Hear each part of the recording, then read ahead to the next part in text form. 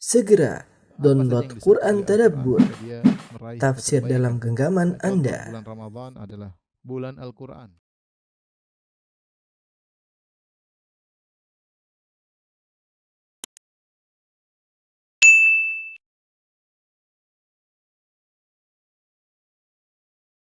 Bismillahirrahmanirrahim. Assalamualaikum warahmatullahi wabarakatuh. Alhamdulillahi ala ihsani wa syukru lahu ala taufiqihi wa amtinani. Wa asyhadu an la ilaha illallah wahdahu la syarika lahu ta'ziman li sya'ni. Wa asyhadu anna Muhammadan abduhu wa rasuluhu da'ila ridwani. Allahumma salli alaihi wa ala alihi wa ashabihi wa ikhwani. Ikhwan dan akhwat, Bapak dan Ibu di Surabaya atau di manapun Anda berada, kita melanjutkan bahasan kita dari kitab Fadlul Islam, ya, karya Syekh Muhammad bin Abdul Wahhab rahimahullahu taala. Dan kita sampai pada bab yang belum kita selesaikan, yaitu bab tentang tafsir al-Islam. Bab tentang tafsir al-Islam, yaitu apa sih hakikat daripada Islam. Sebelum saya membacakan hadis selanjutnya, saya ingin menjelaskan tentang penggunaan kata Islam dalam syariat, ya, atau makna kata al-Islam dalam nas-nas, ya, dalam nas-nas atau dalil-dalil atau nas-nas. Islam terkadang maknanya adalah Islam, maknanya adalah sama dengan ad-din. Islam yaitu agama. Seperti firman Allah Subhanahu wa taala, "Innad dina indallahil Islam." Allah berfirman, "Innad dina indallahi al-Islam." Ya. Maka di sini Islam maknanya adalah ad-din, adalah agama itu sendiri. Ya, agama seperti pertanyaan malaikat Munkar dan Nakir, wa madinuk, ya. Wa madinuk, seperti pertanyaan malaikat, ya. Wa madinuk, apa agamamu? Ketika ditanya kepada orang dalam kubur, maka jawabannya al-Islam. Apa agamamu?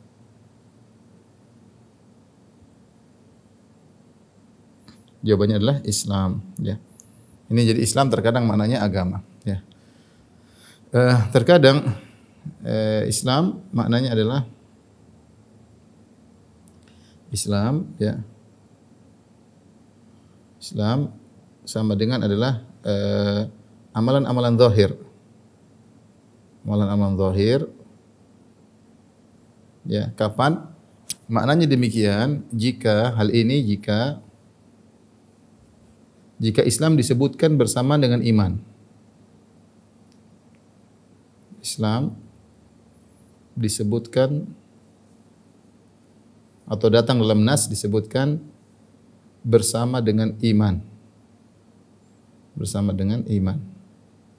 Artinya kalau ada Islam ada iman, maka Islam adalah amalan zahir, iman adalah amalan batin, ya. Maka ketika ada Islam, kemudian ada al-iman, disebutkan dalam satu nas, Islam adalah amalan zahir,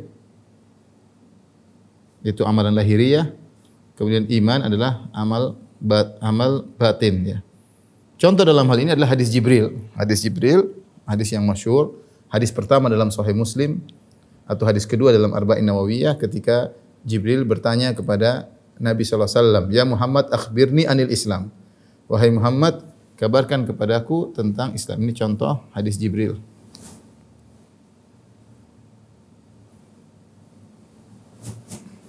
Hadis Jibril.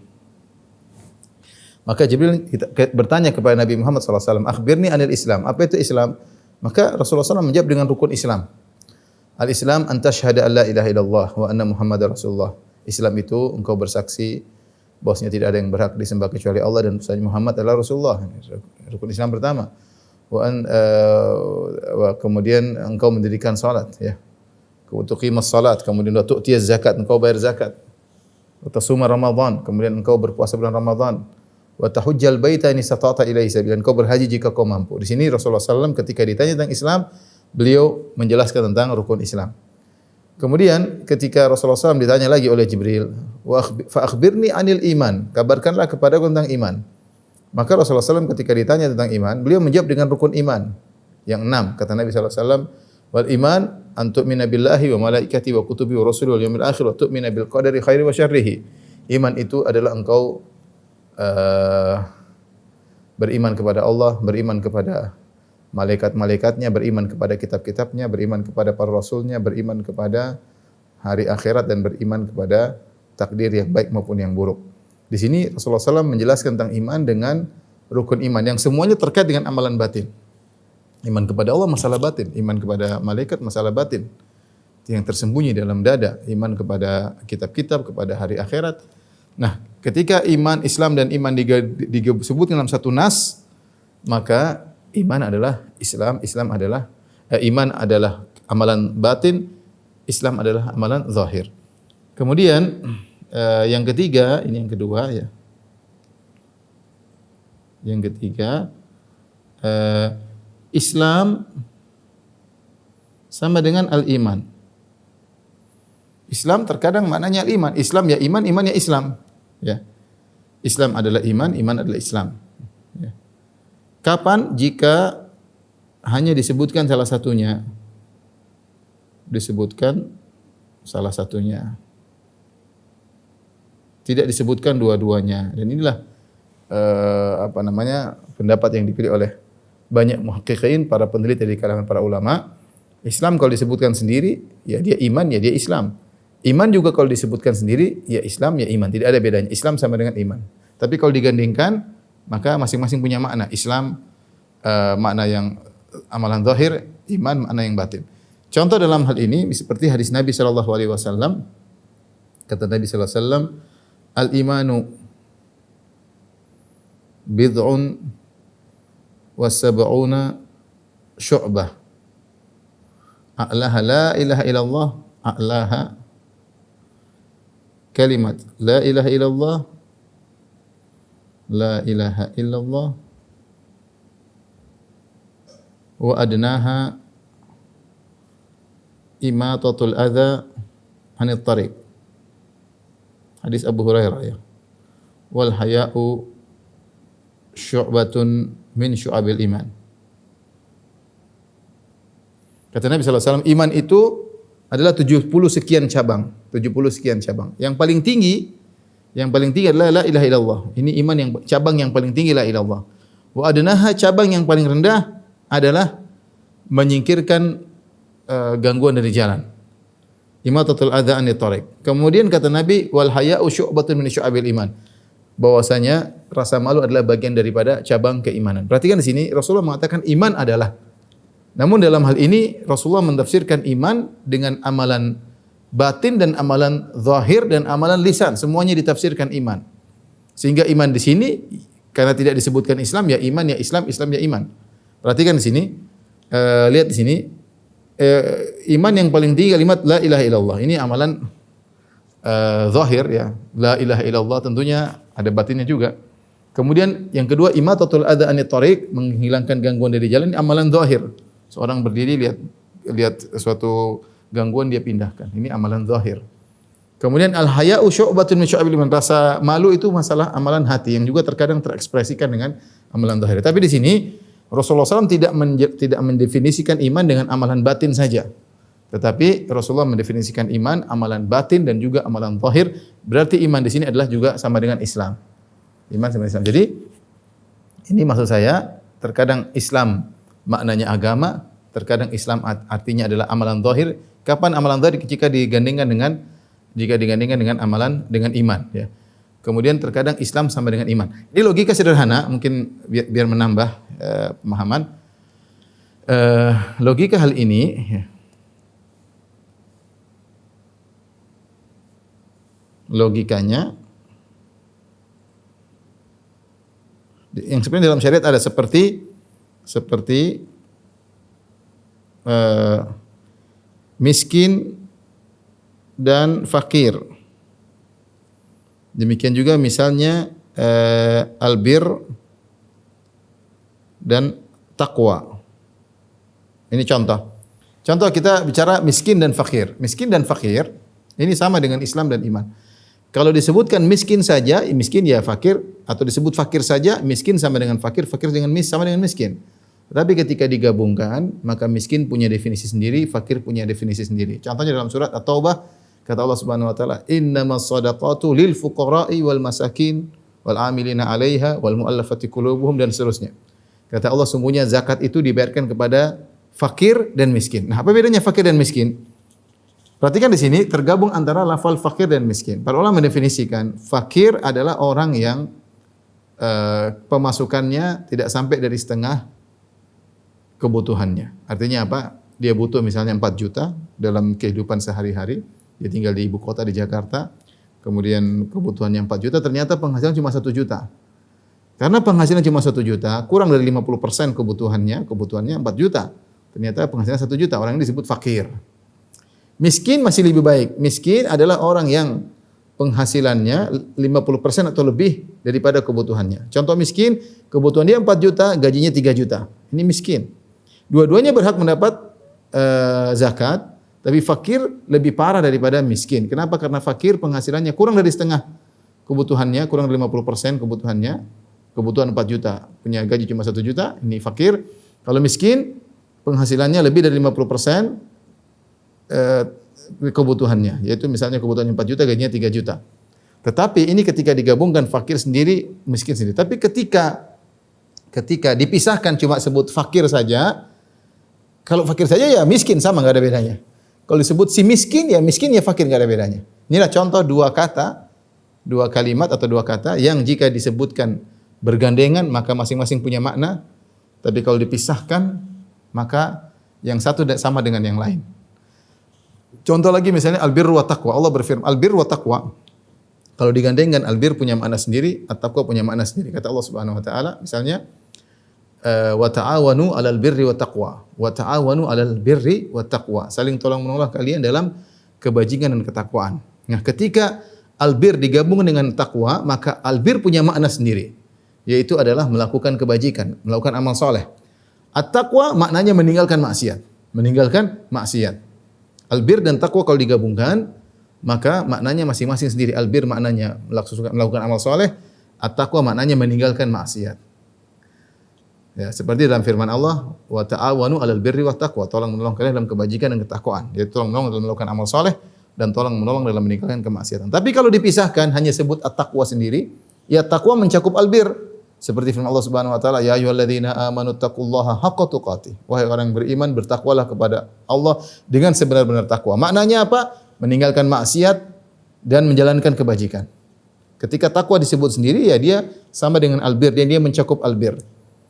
Demikian juga albir ketika disebut sendiri, misalnya laisal birra an tuwallu wujuhakum qibala al-masyriq wal maghrib walakinnal birra ya man amana billahi wal yaumil akhir wal malaikati wal kitabi wan nabiyyin. Sungguhnya kebajikan yang sungguhnya adalah beriman kepada Allah dan malaikat dan seterusnya. Ketika albir disebutkan sendiri, maka dia mencakup ketakwaan dan mencakup juga kebajikan. Ini contoh, begitu pula dengan Islam dan iman. Islam dan iman. Kalau disebutkan salah satunya ya Islam, ya iman, iman ya Islam. Kalau digabungkan dua-duanya, Islam terkait dengan amalan zahir, iman terkait dengan amalan batin. Ini makna Islam secara umum, terkadang dalam 3 penggunaan, ya. Terkadang Islam maknanya agama sebagaimana kita jelaskan penggunaan pertama, penggunaan kedua Islam amalan zahir, penggunaan ketiga Islam sampai dengan iman, ya. Taib. Win, dia. Setelah kita membahas ini, kita akan masuk pada dalil yang disebutkan oleh Syekh Muhammad bin Abdul Wahhab rahimahullahu taala. Syekh Muhammad bin Abdul Wahhab rahimahullahu taala ketika menjelaskan tentang tafsir Islam, beliau telah menjelaskan di awal dengan menyebutkan dalil Umar bin Khattab. Al-Islam, ya sini sudah kita jelaskan pada pertemuan sebelumnya, pertemuan ke-7, ketika Rasulullah SAW ditanya oleh malaikat Jibril, fa akhbirni anil Islam, kabarkanlah kepada tentang Islam. Maka Nabi SAW menjelaskan amalan zahir. Tapi berikutnya Syekh Muhammad bin Abdul Wahhab rahimahullah berkata, wa fihi An Abi Hurairah radhiyallahu taala anhu marfu'an. Ya. Dari Abu Hurairah radhiyallahu anhu Rasulullah SAW bersabda, perhatikan, Nabi SAW bersabda, al-muslim man salimal muslimuna min lisanihi wa yadihi, min lisanihi wa yadihi.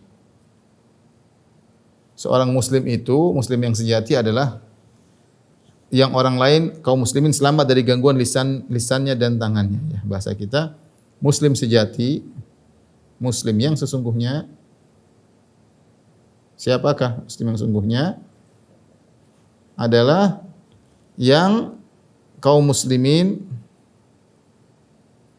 orang yang kaum muslimin selamat dari gangguan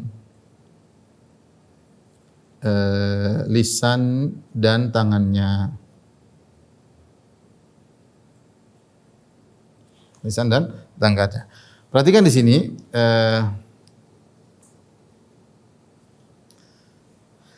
sebelumnya telah kita jelaskan bahwasanya Rasulullah SAW ketika ditanya oleh malaikat Jibril tentang Islam, beliau menjelaskan rukun Islam.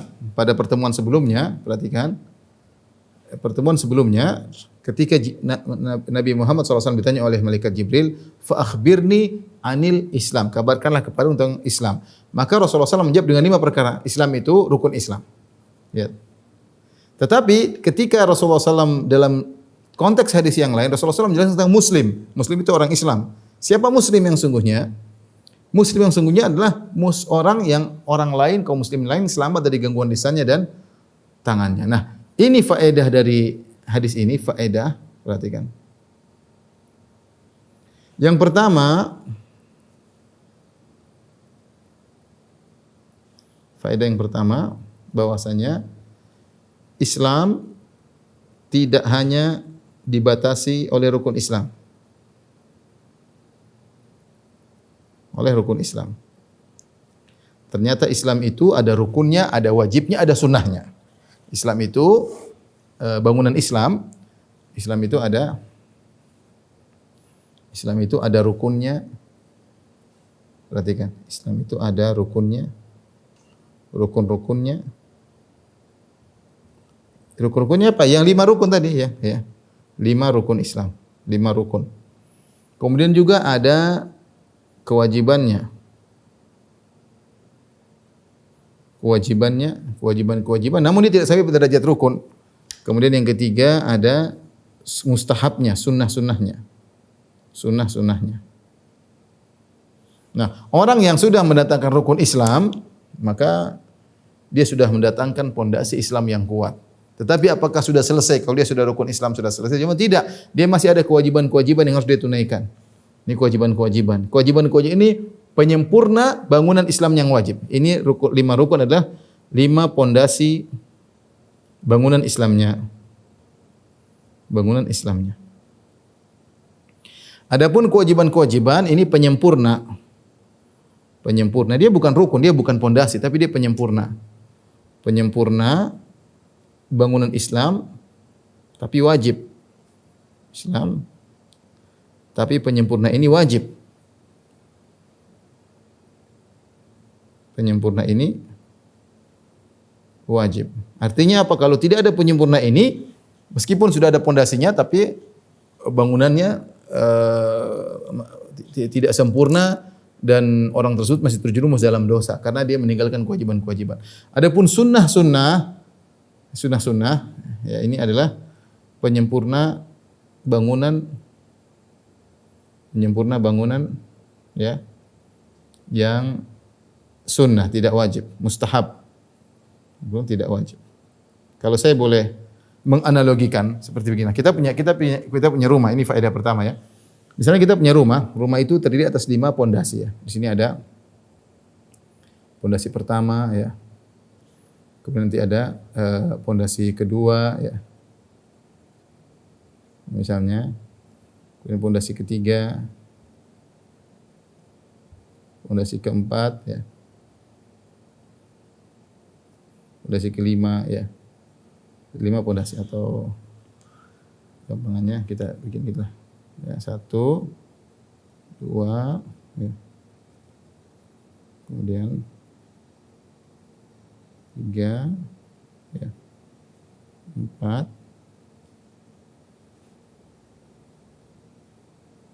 Kemudian di tengahnya ada pondasi yang tinggi ya. Misalnya adalah rumah kita ya. Ya. Jadi ternyata rumah kita ya ada 5 pondasi. Perhatikan sini. Ini pondasi pertama, pondasi kedua, pondasi ketiga, pondasi keempat, sama pondasi kelima yang utama. Tiangnya utama. Nah, kita sekarang punya pondasi, 5 pondasi, ibarat dengan rukun Islam. Nah,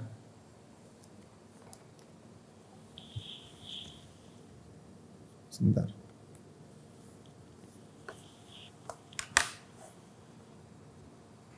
Belum.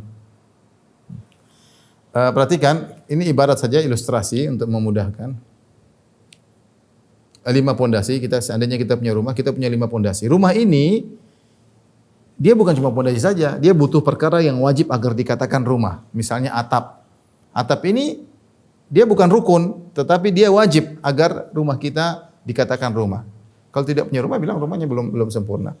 Dan dia juga butuh suatu yang lain untuk membaguskan rumah tersebut, misalnya pagarnya, halamannya, itu kita boleh ibaratkan dengan sunnah-sunnah. Sunnah-sunnah. Jadi Islam itu ternyata ada rukunnya, ada kewajiban-kewajibannya, dan ada sunnah-sunnahnya. Seorang berusaha membangun bangunan Islam dengan semakin indah. Makanya Rasulullah SAW ketika menjelaskan Islam Muslim yang sejati itu adalah Muslim yang orang lain, kaum muslimin yang lain selamat dari gangguan lisan dan tangannya. Agar seorang Muslim tahu bahwasanya namanya Islam itu bukan cuma rukun Islam saja, ada perkara-perkara kewajiban yang harus dia kerjakan. Di antaranya jangan ganggu orang. Jangan ganggu orang. Ini faedah yang pertama dari hadis ini. Bahwasanya Islam tidak terbatas pada rukun saja, tapi ada kewajiban-kewajiban dan ada penyempurna-penyempurna yang harus dia kerjakan agar bangunan Islamnya sangat indah. Karena Rasulullah SAW mengibaratkan Islam dengan bangunan. Kata Nabi SAW dalam hadis Ibnu Umar radhiyallahu anhu, "Bunyal Islam ala khams." Islam itu dibangun di atas 5 pondasi. Artinya Rasulullah SAW mengibaratkan Islam dengan rumah. Masing-masing kita punya rumah Islam. Tapi rumah kita beda-beda. Mungkin kita sama-sama punya pondasi. Pondasi kita pun beda-beda. Ada pondasinya kuat, ada pondasinya lemah. Tapi kita sama-sama punya pondasi. Disebut rukun Islam. Rumah punya pondasi. Nah, kita perlu yang wajib-wajib. Misalnya atapnya, dindingnya. Ini wajib. Dan kita butuh yang sunnah-sunnah agar jadi indah rumah kita dengan pagarnya, halamannya, mungkin tumbuh-tumbuhannya. Nah, inilah ibarat Islam. Jadi jangan disangka bahwasanya rukun yang wajib Islam itu cuma rukun Islam saja. Enggak, rukun Islam memang paling top, paling utama. Kalau rukun tidak ada maka rumah tersebut amblas. Tetapi masih ada hal-hal lain terkait dengan Islam. Inilah gambaran sederhana tentang Islam. Ini faedah yang pertama. Faedah yang kedua,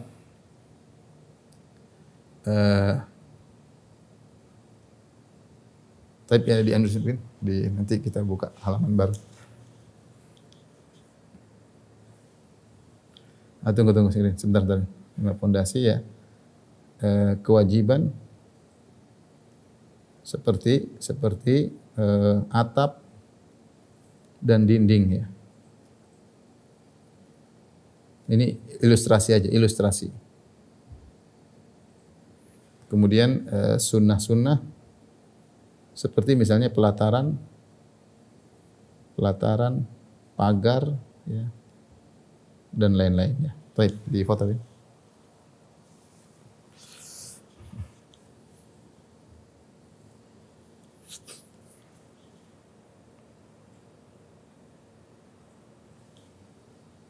Tapi berikutnya faedah kedua. Kita masih faedah dari hadis tadi ya. Faedah hadis. Tadi faedah pertama sudah ya. Faedah 1 telah lalu. Faedah kedua ini disebutkan juga oleh Syekh Shalih Al-Syekh hafizahullah taala. Faedah kedua tentang hadis ini bahwasanya kenapa disebut tentang kenapa Nabi menekankan sallallahu alaihi wasallam menekankan pada tidak mengganggu orang lain.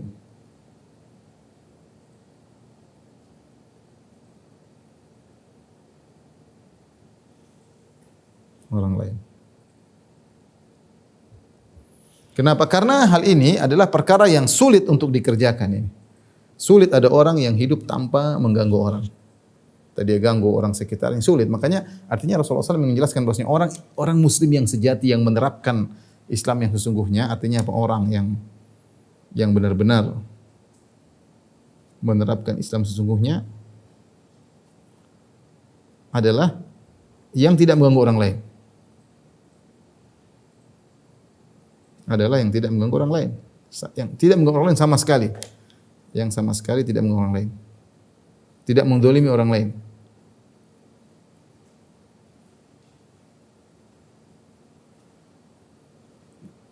Dia tidak mengganggu dengan semua gangguan seperti apa? Karena ada orang mungkin rajin sholat, mungkin rajin ibadah, rajin taklim, tapi dia ganggu orang. Tapi dia ganggu orang, ini masalah. Ini jadi masalah. Padahal muslim sejati adalah yang tidak mengganggu orang lain, tidak mengganggu orang lain. Banyak larangan dalam Al-Quran, tidak boleh menggibah, wala yaktab ba'dukum ba'dha, kemudian wala tajassasu, jangan tajassus, ya. La yaskhar qaumin qaumin, jangan mengejek satu dengan yang lainnya. Kemudian Rasulullah juga mengatakan, Allah juga mengatakan misalnya wala talmizu anfusakum wala tanabizu al-alqab, jangan menghina yang lain, jangan memberi gelar-gelaran yang lain, jangan mencibir yang lain. Ini semua bentuk mengganggu orang lain, ya. Rasulullah juga mengatakan al-muslim la yadhlimuhu, ya, wala yakhdhuluhu wala yahqiruhu. Seorang muslim tidak boleh menzalimi yang lain, tidak boleh merendahkannya, tidak boleh menzaliminya. Ini semua sulit seorang muslim tidak mengganggu orang lain. Sulit, ya. Banyak orang mungkin dia rajin ibadah tapi dia mengganggu. Terkadang orang yang dia ganggu adalah orang terdekatnya. Terkadang dia ganggu istrinya. Istrinya merasa terganggu dengan keberadaannya. Terkadang anak-anaknya terganggu dengan lisannya, dengan tangannya. Atau sebaliknya suaminya terganggu dengan lisan istrinya, ngangkat suara misalnya, bentak-bentak. Jadi orang yang bisa hidup tanpa mengganggu orang, ini orang yang Islamnya hebat, gampangannya demikian. Makanya kenapa Rasulullah SAW ketika mengatakan muslim yang sejati, bukan Rasulullah mengatakan muslim yang sejati, muslim yang berjihad, muslim yang haji, enggak. Tapi muslim yang sejati adalah muslim yang orang lain tidak terganggu dari dia, baik lisannya maupun tangannya. Dan sulit. Ya sulit. Tapi kalau ada yang bisa begini, ini orang yang hebat. Ya. Menjadi masalah terkadang seorang muslim mengganggu orang di sekitarnya, orang terdekatnya, anaknya, istrinya, orang tuanya, kakaknya, adiknya terganggu dengan keberadaan dia. Dengan lisannya, dengan chattingannya, dengan komentarnya, dengan pelitnya terganggu. Ya. Ya. Apatah lagi orang-orang yang jauh terganggu dengan dia. Maka seorang berusaha kalau ingin menjadi muslim yang sejati, jangan ganggu orang lain. Ya. Jangan ganggu orang lain. Makanya ketika Ibnu Umar, ini sudah pernah saya sampaikan, ketika Ibnu Umar ditanya oleh seseorang tentang ilmu, ya, jelaskanlah kepadaku anil ilmi kullih, tentang seluruh ilmu. Maka Ibnu Umar radhiyallahu anhu menjawab, al ilmu katsir, ilmu itu banyak. Lakin in istata'ta, ya, antalqallah. Tapi kalau kau mampu bertemu dengan Allah, yaitu kau meninggal bertemu dengan Allah pada hari kiamat kelak dalam kondisi kafal lisan, khamisal batan, ya, khafifudz dhahr, dalam kondisi kau khafifudz dhahr, yaitu punggungmu ringan, yaitu kau tidak menanggung kezaliman orang lain, kau tidak menzalimi orang lain. Khamisal batan, kau tidak makan harta yang haram. Kafal lisan, kau tidak mengganggu orang lain dengan lisanmu. Faf'al, maka lakukanlah. Ibnu Umar mengatakan inilah kesimpulan ilmu. Kesimpulan ilmu itu engkau meninggal dunia tidak mengganggu orang dengan lisanmu, tidak mengganggu orang, menzalimi orang, ya, sehingga kau menanggung beban di pundakmu, dan kau tidak makan yang haram, itu mengambil harta orang lain. Ya. Jadi ini kenapa faedah kedua kenapa Rasulullah SAW menyebut ini, karena sulit menjadi orang yang tidak mengganggu orang lain. Makanya dalam hadis ketika Rasulullah SAW menyebutkan tentang orang yang selamat ketika datang fitnah yang luar biasa, seperti zaman sekarang banyak fitnah. Kata Nabi SAW, ya, man ahabba an yuhzahzaha 'anil nar wa udkhilal jannata falta'ti maniyatuhu wa yu'minu billahi wal yawmil akhir. Wal ya'ti ilan nasi alladhi yuhibbu an yu'ta ilaihi. Dalam Sahih Muslim kata Nabi sallallahu alaihi wasallam, barang siapa yang ingin diselamatkan dari neraka jahanam dan dimasukkan dalam surga, maka hendaknya dia meninggal dunia dalam kondisi dia beriman kepada Allah dan hari akhirat, dan hendaknya dia bersikap kepada manusia dengan sikap yang dia suka disikapi pada dirinya. Kata Nabi, barang siapa yang ingin selamat dari surga, dari neraka jahanam, ingin masuk surga, maka dia meninggal dalam kondisi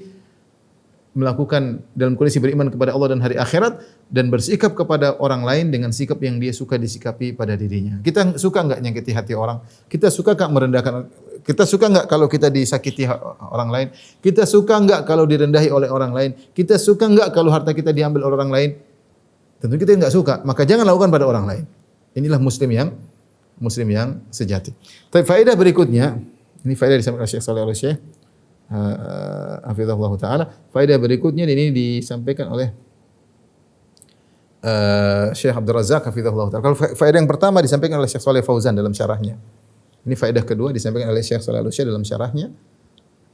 Kemudian yang faedah ketiga disampaikan oleh Syekh Abdul Razak hafizahullah taala dalam syarahnya bahwasanya Islam itu, hadis ini menunjukkan Islam itu tidak terbatas pada penunaian hak Allah saja. Hak Allah semata. Tetapi Islam juga mencakup hak para hamba, hak-hak para hamba. Ya. Karena kalau kita berbicara misalnya rukun Islam terkait dengan hak Allah. Syahadatain, salat, kemudian zakat ada hak Allah dan juga hak manusia, puasa, haji. Ini rata-rata hak Allah Subhanahu wa taala. Orang menyangka namanya Islam cuma itu. Ternyata tidak. Islam itu juga jangan ganggu orang lain. Jangan kau ganggu orang lain. Jadi Islam itu bukan hanya terbatas pada hak Allah, hak manusia juga Islam. Banyak perkara-perkara yang merupakan dari Islam yang merupakan hak-hak sesama manusia. Bagaimana muamalah Anda dengan sesama manusia? Misalnya makanya Allah menyebut tentang hak-hak orang lain. Seperti Allah mengatakan wa'budullaha wa la tusyriku bihi syai'a wa bil walidaini ihsan wa bidzil qurba wal yatama wal masakin wal jari dzil qurba wal jari junubi sahibil jambi wa binis sabil wa ma malakat aymanukum. Kata Allah Subhanahu wa taala, sembahlah Allah semata dan jangan berbuat syirik. Hak Allah. Setelah Allah sebutkan hak yang lain, berbaktilah kepada orang tua. Kemudian berbuat baik kepada karib kerabat. Berbuat baiklah kepada anak yatim, orang-orang miskin, ya. Dan orang ibnu sabil yang kehabisan bekal dan seterusnya. Jadi Allah menyebutkan juga dia tetangga yang baik, tetangga yang dekat, tetangga yang jauh. Allah sebutkan bahwasanya Islam itu ternyata bukan cuma hubungan seorang dengan Allah, tapi hubungan dengan sama manusia juga itu adalah bagian dari Islam. Karena kita dapati sebagian orang, masya Allah kalau kita lihat dia hubungannya dengan Allah luar biasa. Rajin ibadah, sholat di saf pertama, baca Quran, mungkin khatam berapa kali, ya. Tapi hubungannya dengan manusia kurang baik. Mungkin sama istrinya kurang baik, atau wanita ini sama suaminya kurang baik, atau sama anaknya kurang baik, orang tuanya tidak kurang baik, sama tetangganya tidak bisa berinteraksi dengan baik, sama kawannya selalu nyelekit perkataannya. Kita katakan tidak benar. Islam itu Anda memperhatikan hak Allah dan hak manusia juga harus diperhatikan. Itulah Islam yang sungguhnya. Maka ketika Rasulullah SAW menyebut tentang hadis ini, al-muslim man salimal muslimuna min lisanihi wa yadihi, muslim yang sungguhnya adalah muslim yang orang lain selamat dari gangguan lisannya dan dari gangguan tangannya, agar diketahui bahwasanya Islam itu tidak terbatas pada hak Allah saja, tapi hubungan kita dengan sama manusia juga termasuk dari Islam. Jangan sepelekan, ya. Kita dapat pahala dengan hubungan kita dengan Allah, kita juga dapat pahala dengan interaksi kita dengan sama manusia yang sering disebut dengan akhlak. Yang berikutnya faedah yang disampaikan oleh Ibnu Hajar rahimahullah taala terkait dengan ini, yaitu Rasulullah mendahulukan sallallahu alaihi wasallam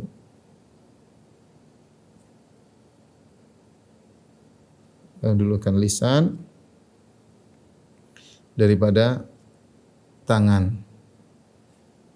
Jadi kata Nabi sallallahu alaihi wasallam, seorang muslim adalah yang kaum muslimin yang lain tidak terganggu dari lisannya dan tangannya. Kenapa didahulukan lisan daripada tangan? Karena lisan yang lebih sering mengganggu daripada tangan. Lisan lebih bahaya. Gangguan yang dampak lisan lebih kuat daripada gangguan tangan. Orang tangan bisa mukul cuma di depannya, tapi enggak bisa mukul jauh. Lisan dia bisa menghantam orang yang jauh. Bahkan orang sudah mati mungkin masih dia jelek-jelekin dia. Orang jauh, ya. Makanya ketika Rasulullah SAW berkata kepada Mu'adz, "Kuffa 'alaika hadza." Wahai Mu'adz, Rasulullah pegang lidahnya, tahan lisanmu ini. Mu'adz berkata, "Ya Rasulullah, inna la mu'akhaduna bima natakallam bih." Ya Rasulullah, apa kita akan diadab gara-gara omongan kita? Kata Rasulullah sallam, "Fa hal yakubun nasa fin nari ala wujuhim aw ala manakhirihim illa hasaidu alsinatihim." Bukankah yang menjadikan manusia banyak terjerumus dalam neraka jahanam tidak lain karena digeret di atas wajahnya, digeret di atas hidungnya, kecuali karena akibat lisan seorang. Dan termasuk lisan adalah chattingan ya. Chattingan, komentar, hati-hati. Seorang jaga diri. Kalau ingin jadi muslim sejati, komentar yang baik. Kalau kritik-kritik yang baik ya. Jaga lisan, jaga komentar, jaga chattingan. Tapi inilah terkait dengan hadis yang kedua tentang tafsir Islam. Tapi kita lanjutkan hadis berikutnya. An Bahz bin Hakim an abihi an jaddihi annahu sa'ala Rasulullah sallallahu alaihi wasallam. Sahabat bertanya kepada Rasulullah sallallahu alaihi wasallam anil Islam, tentang Islam. Faqala an tuslima qalbaka lillah.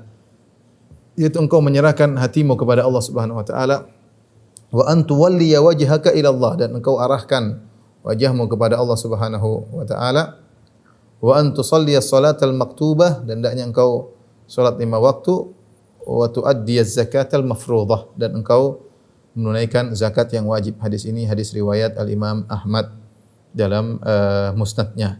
Di sini tafsir berikutnya, perhatikan ini tafsir berikutnya. Jadi Rasulullah SAW menafsirkan Islam dalam beberapa konteks ya. Terkadang tadi tafsir tentang rukun Islam dalam hadis Umar, Islam adalah rukun Islam. Hadis tadi sebelumnya Islam adalah tidak ganggu orang lain.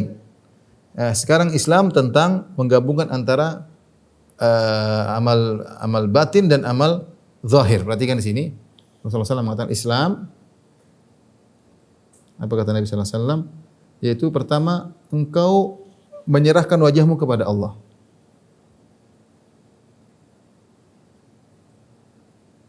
Menyerahkan wajahmu kepada Allah. Ini adalah amal batin. Iman. Ini masalah iman. Di mana hendaklah engkau menyerahkan bukan wajahmu, hatimu kepada Allah. Engkau menyerahkan hatimu kepada Allah. Mengarahkan ya. Hatimu kepada Allah. Antuslima qalbaka lillah. Engkau serahkan hatimu kepada Allah. Ini amalan batin, masalah iman. Semua tawakal kepada Allah, mengharap kepada Allah, ikhlas kepada Allah Subhanahu wa taala, ini amal batin. Setelah itu Rasulullah SAW menyebutkan lagi yang kedua, iman adalah antuwalli wajhaka ila Allah. Engkau mengarahkan wajahmu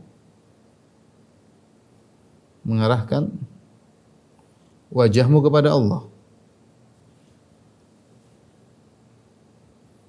Wajahmu kepada Allah.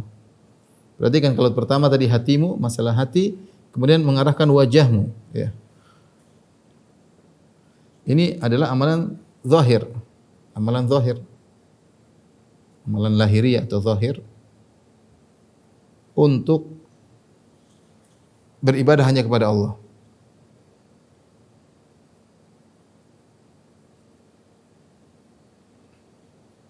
Kemudian setelah itu baru Rasulullah SAW sebutkan lagi yang berikutnya. Islam ada dan seterusnya yang ini yang kedua, yang ketiga adalah cabang daripada ini. Itu Rasulullah sebutkan wa antusalliyal maktubah, salat 5 waktu. Kemudian bayar zakat. Ya. Dari sini tahu ketika Rasulullah SAW menjelaskan tentang makna Islam, Rasulullah SAW menggabungkan antara amalan zahir dan amal batin. Ya, Nabi menggabungkan sallallahu alaihi wasallam menggabungkan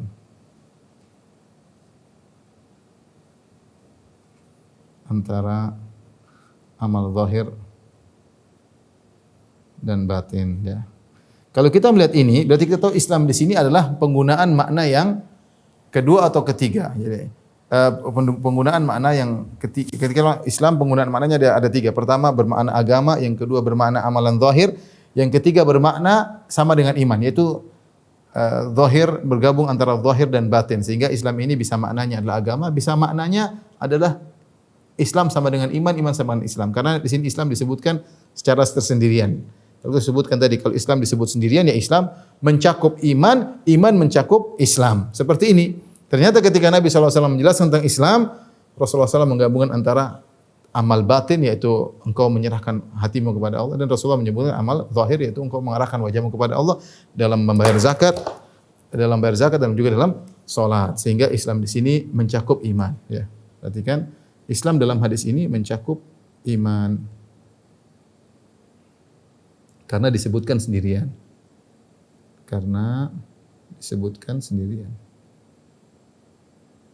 Dan kaidah tadi, kalau disebutkan sendirian berarti iman sama dengan Islam, Islam sama dengan iman, ya. Hadis ini kalau kita baca muqaddimah, kenapa orang ini bertanya kepada Nabi sallallahu alaihi wasallam ketika dia bertanya, ya Rasulullah, kabarkanlah kepadaku tentang Islam, ya. Orang ini datang kepada Nabi sallallahu alaihi wasallam. Ketika dia ketemu Nabi, dia berkata, wallahi ya Rasulullah, ma ataituka hatta halaftu adada asabi'i hadhihi alla atiyaka. Ya Rasulullah, sebelumnya ya Rasulullah, saya telah bersumpah dengan nama Allah sebanyak jari-jariku, itu demi Allah, demi Allah, demi Allah, saya tidak akan datang kepada engkau. Jadi sebelumnya sudah bersumpah tidak bakalan datang kepada engkau. Kenapa sahabat ini bersumpah tidak akan datang kepada Nabi sallallahu alaihi wasallam, ya? Karena terlalu banyak tuduhan kepada Nabi sallallahu alaihi wasallam. Nabi dikatakan orang gila, Nabi dikatakan dukun, majnun, Nabi dikatakan kahin, dikatakan sahir, penyihir, dikatakan mashur, tersihir, dikatakan sobek, keluar dari tradisi masyarakatnya, dikatakan qati'ur rahim, dikatakan Rasulullah SAW dituduh pemutus silaturahmi, pemecah belah umat, dan banyak tuduhan-tuduhan disampaikan kepada Nabi, dikatakan syairun majnun, penyair gila. Sampai ketika terlalu banyak tuduhan, sampai seorang tidak mau datang ketemu Nabi sallallahu alaihi wasallam. Tapi akhirnya Allah membukakan hatinya sehingga dia pun datang menemui Nabi sallallahu alaihi wasallam, ya. Jadi inilah hakikat daripada Islam, yaitu kau menyerahkan hatimu seluruhnya kepada Allah. Kalau kau sudah menyerahkan hatimu seluruhnya kepada Allah, apa yang Allah perintahkan kau terima. Afaman syarahallahu sadrahu lil Islam fahuwa ala nurin min rabbih. Apakah seperti orang yang Allah telah melegangkan dadanya untuk Islam dan di atas petunjuk dari Allah Subhanahu wa taala. Apapun dia putuskan, dia terima. Ini dari Allah, dia terima. Bukan dia protes, bukan dia mikir dulu. Kalau ini dari perintah Allah, perintah Rasulullah SAW, dia terima. Apa kata Allah Subhanahu wa taala? Fala wa rabbika la yu'minun hatta yuhakkimuka fi ma shajara bainahum thumma la yajidu fi anfusihim harajan mimma qadaita wa yusallimu taslima. Demi Rabbmu, kata Allah, sungguhnya mereka tidak beriman sampai mereka menjadikan engkau adalah pemutus hukum, engkau adalah hakim pada permasalahan yang mereka perselisihkan. Setelah engkau memutuskan perkara tersebut, mereka terima dan tidak ada gerundel dalam hati mereka. Wa yusallimu taslima, mereka benar-benar menerima keputusanmu. Itulah mukmin yang sejati. Itulah muslim yang sejati, yang di mana dia menyerahkan hati seluruhnya kepada Allah. Bukan seperti, terus kenapa haram, kenapa ini? Tahu hukumnya haram, cari-cari dalih untuk menghalalkannya. Tidak mau terima. Itu bukan muslim yang sejati. Muslim yang sejati adalah menyerahkan hatinya benar-benar kepada Allah Subhanahu wa taala. Apapun yang Allah sampaikan dia jalankan. Dia terima. Itulah muslim yang sejati, yang mengatakan raditu billahi rabba wa bil islami dinan wa bi Muhammadin nabiyyan wa rasulan. Aku ridha Allah sebagai Tuhanku, itu aku tidak berbuat syirik, aku tidak beribadah kepada selain Allah. Hanya Allah yang aku ridha sebagai Tuhanku. Yang lain aku tidak menjadikan Tuhan. Wa bil islami dinan, aku ridha Islam sebagai agamaku. Apapun yang berkaitan dengan Islam aku akan terima. Wa bi Muhammadin nabiyyan rasulan, dan aku terima Muhammad sebagai nabiku. Aku tidak protes. Itulah Islam yang sesungguhnya. Taib, kemudian hadis berikutnya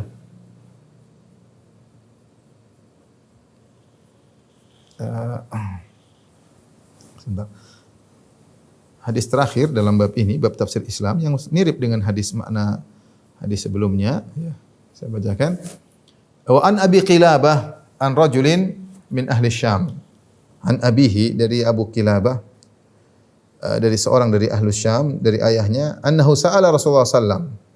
Ayahnya itu sahabat bertanya kepada Rasulullah sallam, "Mal Islam?" Ya Rasulullah, apa itu Islam?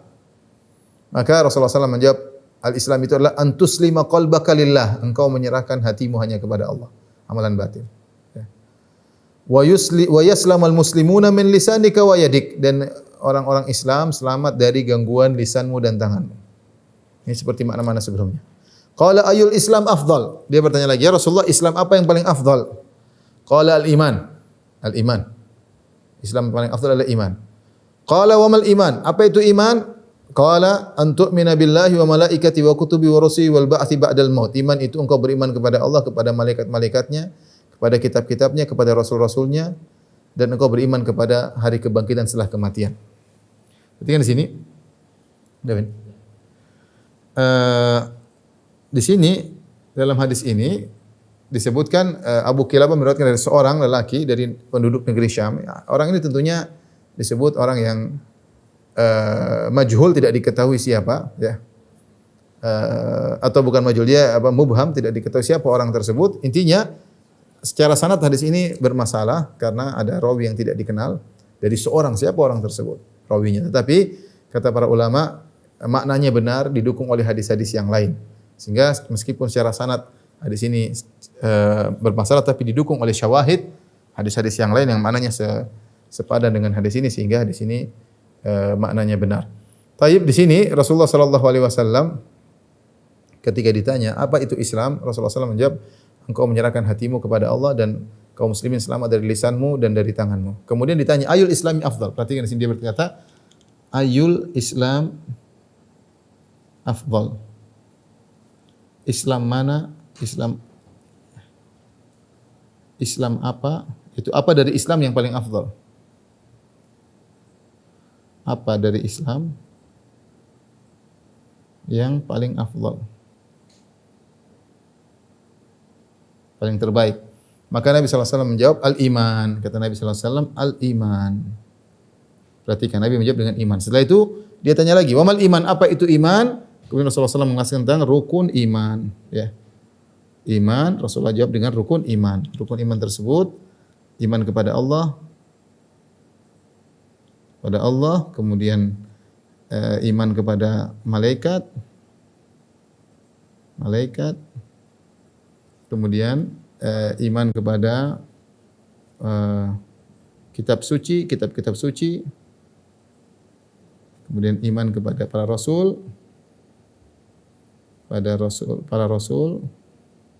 kemudian iman kepada hari akhir. Pada hari akhir. Tapi perhatikan, di sini ada 5, kita tahu rukun iman ada 6. Ini 1, 2, 3, 4, 5. Tapi sebelum kita bahas tentang tentunya rukun iman ke-6, ada yang ke-6. Yang ke-6 adalah takdir, ya.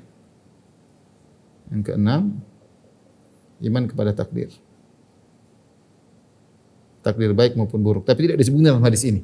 Tapi ketika perhatikan sini, ketika Rasulullah SAW berkata, ayul islami afdal, Islam apa yang afdal? Islam apa yang paling afdal? Islam di sini penggunaannya maknanya apa? Apakah Islam maknanya adalah amalan zahir? Jawabannya tidak, karena Rasulullah SAW menjelaskan di antara perkara Islam yang paling afdal adalah iman. Berarti Islam di sini ketika kita jelaskan di awal pengajian, Islam penggunaan maknanya bisa maknanya adalah agama, bisa maknanya adalah Islam amalan zahir, bisa maknanya adalah Islam sama dengan iman. Kita boleh artikan di sini Islam sama dengan agama, ya. Sama dengan agama. Din, ya. Atau mencakup iman. Itu secara keseluruhan mencakup iman. Nah, ketika Rasulullah SAW menjelaskan tentang Islam paling afdal, Rasulullah SAW menjelaskan iman. Kenapa paling afdal? Karena kita tahu iman adalah landasan. Iman adalah landasan dari semua amalan. Ibarat kalau kita punya pohon, maka iman itu adalah akar. Kalau akarnya buruk, pohon tersebut akan buruk. Percuma. Oleh karenanya kalau iman tidak benar, iman bermasalah, seluruh amalan tidak diterima. Ya. Wa may yakfur bil imani faqad habita amaluh. Kata Allah Subhanahu wa taala, siapa yang kufur kepada keimanan, maka telah gugur amalannya. Amal tidak diterima. Allah bercerita tentang orang-orang kafir, kata Allah, wa ma mana'ahum an tuqbala minhum nafaqatuhum illa annahum kafaru billahi wa bi rasulih. Tidaklah terhalangi sedekah yang mereka keluarkan tidak diterima oleh Allah kecuali karena mereka kufur kepada Allah Rasulnya. Orang kafir juga mereka bersedekah, mereka berinfak, tapi kata Allah tidak diterima infak mereka. Kenapa? Karena mereka tidak beriman kepada Allah dan tidak beriman kepada Rasulullah. Jadi iman ini kalau iman bermasalah, maka amal soleh tidak diterima karena dia adalah landasan. Dia landasan dari semua amal soleh. Makanya ketika dalam hadis dikabarkan kepada Ibnu Umar bahwasanya ada sekelompok orang yang mereka mengingkari takdir, yaitu pengikut Ma'bad al-Juhani. Maka Ibnu Umar berkata, "Idza laqita haula fa akhbirhum anna Ibnu Umar bari'un minhum wa hum bura'u minni." Jika engkau bertemu dengan mereka orang-orang yang mengingkari takdir, kata mereka tidak ada takdir. Allah ciptakan begitu saja tanpa ada konsep sebelumnya, tanpa ada planning sebelumnya, tiba-tiba Allah ciptakan. Berarti dia mengingkari takdir. Kata Ibnu Umar, kalau kau bertemu dengan mereka, sampaikan bahwasanya aku berlepas diri dari mereka dan mereka berlepas diri dariku. Dan sampaikan kepada mereka, "Lau anna li ahadihim mithla Uhudin dhahaban thumma anfaqahu ma balagha minhu Allah ma qabilallahu minhu hatta yu'mina bil qadar." Sampaikan kepada mereka, jika salah seorang dari mereka punya emas sebesar gunung Uhud. Bukan emas cuma sekilo 2 kilo, emas sebesar gunung Uhud, emas yang banyak. Kemudian dia infakkan di jalan Allah Subhanahu wa taala, Allah tidak akan terima infaknya tersebut sampai dia beriman kepada takdir. Sampai dia beriman bahwasanya sebelum Allah ciptakan ini semua Allah sudah planningkan terlebih dahulu. Kalau tidak maka tidak diterima. Jadi ketika Nabi menjelaskan tentang Islam yang paling afdal iman, karena iman adalah landasan daripada amal soleh. Kalau ada yang tidak beriman dengan salah satu rukun iman, yang 6 maka tidak diterima. Di sini kata para ulama, di antaranya penjelasan Syekh Abdul Razak hafizahullah taala, bahwasanya Rasulullah hanya menyebutkan 5 perkara dalam hadis ini, dan itu dalam Al-Qur'an juga banyak. Allah hanya menyebutkan 5 perkara. Ya misalnya Allah berfirman, "Walakinnal birra man amana billahi wal yaumil akhir wal malaikati wal kitabi wan nabiyyin." Kebajikan yang sungguhnya adalah engkau beriman, orang yang beriman kepada Allah, kepada malaikat, kepada kitab-kitabnya, kepada rasulnya, kepada hari akhirat, ya. Wa may yakfur billahi wa malaikatihi wa kutubihi wal yaumil akhir faqad dhalla dhalalan ba'ida. Siapa yang kufur kepada Allah, kepada malaikat, kepada kitabnya, kepada rasulnya, kepada hari akhirat, maka dia telah sesat. Jadi dalam Al-Qur'an Allah sebutkan 5 bergandengan. Adapun takdir Allah sebutkan dalam ayat yang lain. Kenapa takdir tidak digandengkan dalam hadis ini? Disendirikan penyebutannya. Demikian dalam Al-Qur'an takdir disebutkan tidak bergandengan, tapi disebut dalam ayat yang lain. Ya, inna kulla syai'in khalaqnahu biqadar. Kata Allah segala sesuatu kami ciptakan dengan takdir. Kata para ulama tidak digandengkan karena takdir adalah konsekuensi dari iman kepada Allah. Kenapa? Karena takdir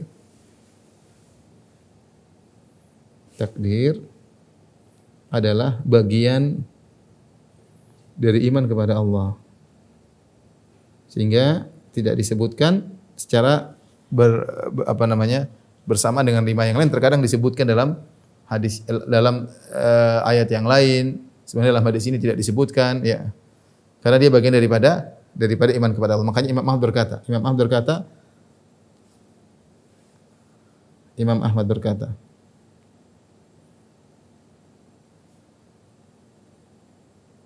Al-qadar qudratullah. Al-qadar qudratullah.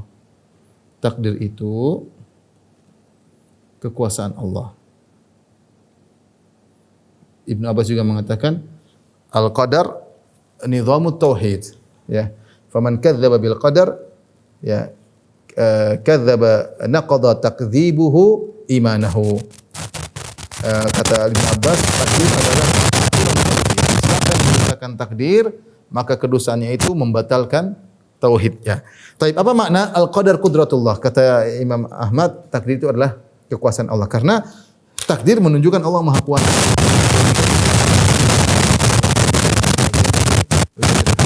Kalau ada isinya melakukan sesuatu, hebat dia.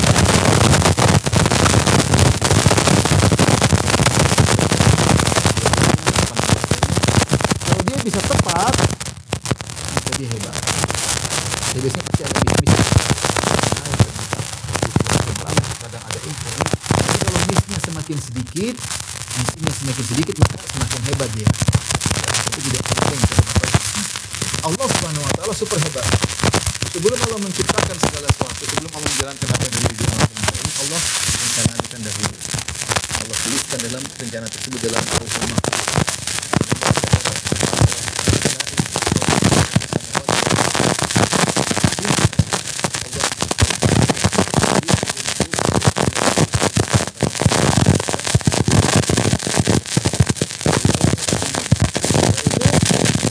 Jalankan apa yang telah dia catat, dan semua tidak ada yang keluar daripada catatan tersebut. Tidak ada yang keluar dari planning Allah. Dan ini menunjukkan Allah Maha Kuasa. Makanya Imam Ahmad mengatakan al-qadar qudratullah. Takdir itu kekuasaan Allah.